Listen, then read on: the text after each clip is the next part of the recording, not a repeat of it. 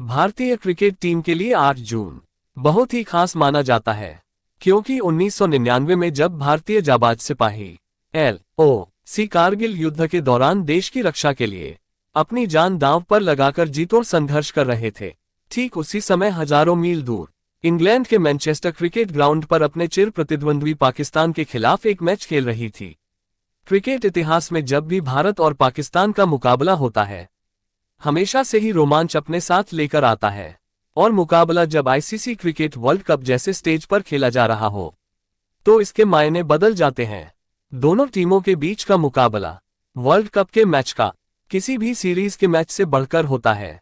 इस दिन संपूर्ण हिंदुस्तान के करोड़ों जनता सुबह से ही टीवी सेट के सामने आंखें जमाए बैठा था। इस मैच को लेकर सभी फैंस के दिलों में घबराहट, बेचैनी, खुशी, उत्साह और जोश का आलम कैसा होगा, आप इसकी कल्पना भी नहीं कर सकते। साथियों, मैच प्रारंभ होने से ठीक एक दिन पहले पाकिस्तानी खिलाड़ियों ने भारतीय टीम का मनोबल तोड़ने के लिए एक मनोवैज्ञानिक माइंड गेम खेलना प्रारंभ करता है, जहां वकार यूनिस, वसीम अकरम, शोएब अख्तर और पाकिस्तान के पूर्व खिलाड़ी जावेद मियांदाद एक बयान पास करते हुए कहा कि भारतीय क्रिकेट खिलाड़ी और भारतीय सिपाही हम पाकिस्तानियों से मुकाबला जीत ही नहीं सकते, क्योंकि वे डरपोक और बुज़दिल हैं। कारगिल युद्ध और विश्व कप दोनों हमारा है और हम इसे लेकर ही रहेंगे। इस जुबानी जंग में सबसे आगे होता है पाकिस्तान टीम के सबसे खतरनाक खिलाड़ी वकार यूनिस और शोएब अख्तर। वकार यूनिस ने सचिन को ललकारते हुए कहा, 1989 में बच्चा समझकर 140 की स्पीड से मैंने तुम्हारा सिर्फ नाक ही तोड़ा था, लेकिन इस बार बिना कोई रहम दया करते हुए 160 की स्पीड से मैं तुम्हारा सर फोड़कर मैदान में ही सुला दूंगा। वही शोएब अख्तर ने भारतीय टीम के दादा यानी कि सौरव गांगुली को निशाना बनाते हुए कहा कि मैं अपनी कातिलाना रफ्तार से तुम्हारी पसलियां और नाक दोनों तोड़ डालूंगा। ऐसे वाहियात और बेहुदगी भरे बयानबाजी के पीछे पाकिस्तान का सिर्फ एक ही मकसद होता है, किसी भी तरह सचिन तेंदुलकर और सौरव गांगुली का ब्रेन वॉश करके विश्व कप से दूर कर दें, क्योंकि ये दोनों एकमात्र ऐसे खिलाड़ी थे जो अकेले ही पूरे पाकिस्तानी टीम को धूल चटाने का दमखम रखते थे, और पाकिस्तानी टीम इस बात से भली भांति वाकिफ थी। दोस्तों, पाकिस्तान टीम को मिट्टी में मिलाने के लिए अपने बुलंद जज्बे के साथ भारतीय टीम के कप्तान मोहम्मद अजहरुद्दीन टॉस के लिए मैनचेस्टर स्टेडियम में दस्तक दे चुके थे, और कुदरत के चमत्कार से मोहम्मद अजहरुद्दीन ने टॉस जीतकर पहले बल्लेबाजी करने का निर्णय लिया। चेन्नई और मेलबर्न स्टेडियम में पाकिस्तान को मिट्टी में मिलाने के बाद विश्व कप का तीसरा कारवां अब इंग्लैंड पहुंच चुका था, जहां भारत पाकिस्तान को शिकस्त देकर जीत का हैट्रिक बरकरार रखना चाहता था। किसी भी अन्य विश्व कप के मुकाबले इस विश्व कप का रोमांच अपने चरम पर था, क्योंकि ऐसा पहली बार देखा गया जब अंतर्राष्ट्रीय क्रिकेट के इतिहास में दो देशों के बीच युद्ध चल रहा हो, और उसी दौरान वही दो देश क्रिकेट के मैदान में क्रिकेट का युद्ध लड़ने उतरे हो। संपूर्ण हिंदुस्तान के लिए ये मैच सिर्फ मनोरंजन के लिए नहीं रह गया था, बल्कि ये मैच अब संपूर्ण हिंदुस्तान के अभिमान और प्रतिष्ठा की बात बन चुका था। एक तरफ जहां कारगिल युद्ध में भारतीय फौजी पाकिस्तानी घुसपैठियों से लोहा ले रहा था, वहीं दूसरी ओर इंग्लैंड में 22 जवान क्रिकेट के मैदान में अपनी कमर कस चुकी थी।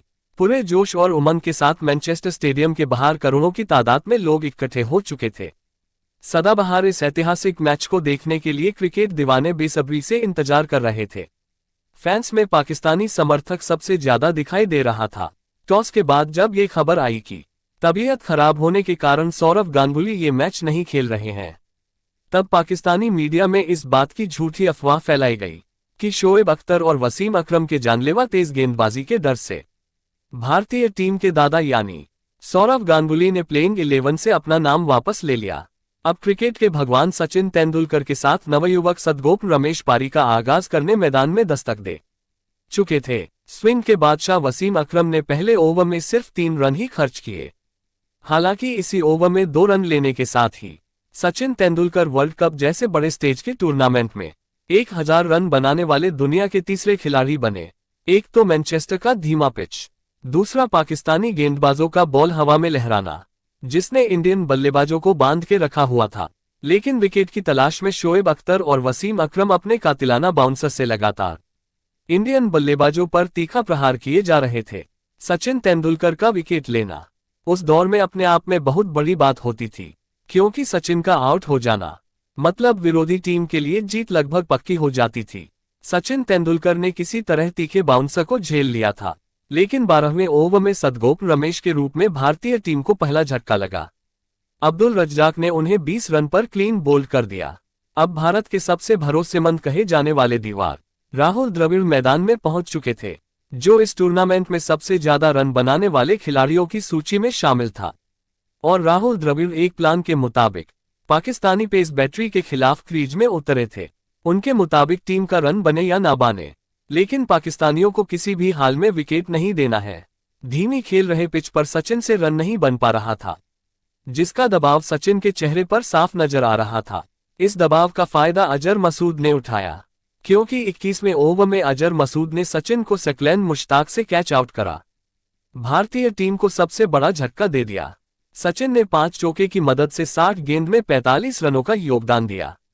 दोस्तों, गौर करने वाली बात यह थी कि सचिन का खौफ पाकिस्तानी खेमे के दिल में इस कदर बैठा था कि जैसे ही सचिन का विकेट गिरा, फिर पाकिस्तानी मीडिया से लेकर पाकिस्तान के संसद में कारगिल युद्ध के चर्चे को रोककर सचिन के आउट होने की खबर सुनाई गई। लेकिन आउट होने से पहले सचिन ने राहुल द्रविड़ के साथ मिलकर अर्धशतकीय साझेदारी करते हुए भारतीय टीम का स्कोर 20 ओवर में 1 विकेट के नुकसान पर 100 रनों तक पहुंचा दिया था। संपूर्ण हिंदुस्तान का गुरूर और शान युद्ध के मैदान से बाहर हो चुके थे। इसके गम में क्रिकेट प्रशंसक पूरी तरह से सदमे था। पाकिस्तानी आक्रमण अब भूखे शेर की तरह राहुल द्रविड़ और अजय जडेजा पर धावा बोलते हैं। जहां अजय जडेजा को 6 रन पर दबा लिया जाता है, पाकिस्तानी तेज गेंदबाजों के लगातार घातक बॉलिंग के आगे इंडियन बल्लेबाज अपना हाथ खड़ा कर चुके थे। इस दबाव में मोहम्मद अजहरुद्दीन ने 15 गेंदों में अपना खाता खोला। शोएब अख्तर और वसीम अकरम की बेहतरीन गेंदबाजी का जवाब इंडियन जांबाजों के पास नहीं था। अब आलम ऐसा बन गया था जब राहुल द्रविड़ ने 35वें ओवर में अपना अर्धशतक पूरा किया।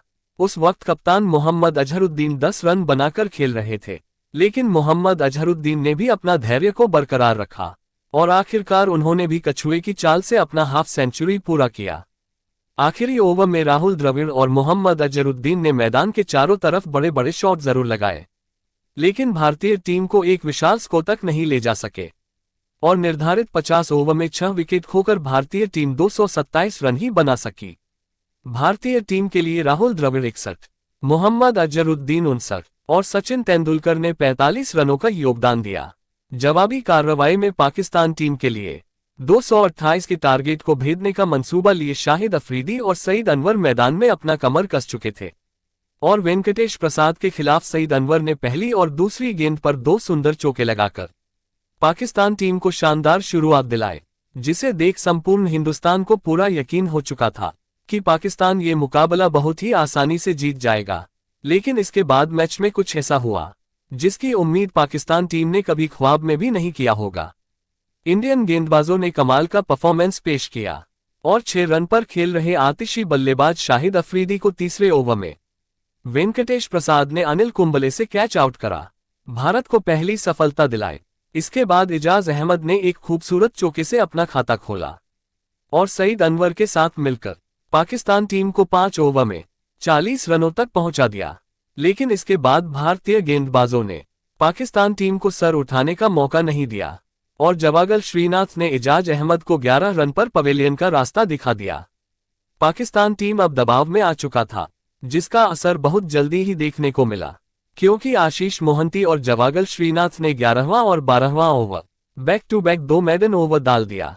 इससे पहले पाकिस्तान टीम वापस ट्रैक पर आ पाता, उससे पहले ही वेंकटेश प्रसाद ने सलीम मलिक को 6 रन पर अपना शिकार बना दुश्मन टीम के खेमे में खलबली मचा दी। इंडियन जवानों का लगातार मैडन ओवर डालना और दुश्मन टीम का रन रेट धीमा होना, इसका दबाव सईद अनवर पर साफ नजर आ रहा था, जिसका भरपूर फायदा इंडियन गेंदबाजों ने उठाया और शानदार टच में नजर आ रहे सईद अनवर को भी 36 रन पर दबा लिया। अब तो ऐसा लग रहा था मानो पाकिस्तान टीम से रनों ने किनारा कर लिया हो, क्योंकि हर ओवर में बस 2-3 रन ही आ रहे थे। और अब आलम ऐसा हो गया था कि जब 25वां ओवर खत्म हुआ, उस वक्त पाकिस्तान टीम का स्कोर 5 विकेट पर 79 रन दिखा रहा था। कछुए की चाल से पाकिस्तान टीम ने 30वें ओवर में किसी तरह 100 रन का आंकड़ा पार कर लिया था। मैनचेस्टर स्टेडियम में भारतीय गेंदबाजों का कहर देखने को मिला। जिसमें पाकिस्तान टीम के टॉप ऑर्डर बड़े बल्लेबाज बिखर चुकी थी। इसके बाद मैच में कुछ ऐसा हुआ जो क्रिकेट के इतिहास में पहली बार हो रहा था, क्योंकि क्रिकेट के सबसे महान अंपायर डेविड शेपर्ड भी अपने आप को इस कांटेदार मैच से दूर नहीं रख पाए और 31वें ओवर डालने आए। अनिल कुंबले से बेचैनी में 7 गेंद डलवा दी और आखिरकार 46वें ओवर में पाकिस्तान की पूरी टीम 180 रन पर ही सिमट गई। भारत ने पाकिस्तान को 47 रन से हराया। इस मैच के सबसे बड़े हीरो रहे वेंकटेश प्रसाद ने सबसे ज्यादा 5 विकेट लिया। हालांकि टीम इंडिया न्यूजीलैंड से हारकर इस टूर्नामेंट से बाहर हो गया था। ये जीत संपूर्ण हिंदुस्तान के लिए एक उत्सव जैसा था, लेकिन इसे भी बड़ा सीन कारगिल युद्ध में संघर्ष कर रहे भारतीय सिपाहियों की तरफ से देखने को मिला। उनके लिए ये जीत त्योहार से भी बढ़कर था। इसी जोश और उमंग में इंडियन फौजी ने संपूर्ण हिंदुस्तान को खुश होने का एक बड़ा मौका दिया था। उस जांबाज सिपाहियों पर आज भी हमें गर्व महसूस होता है।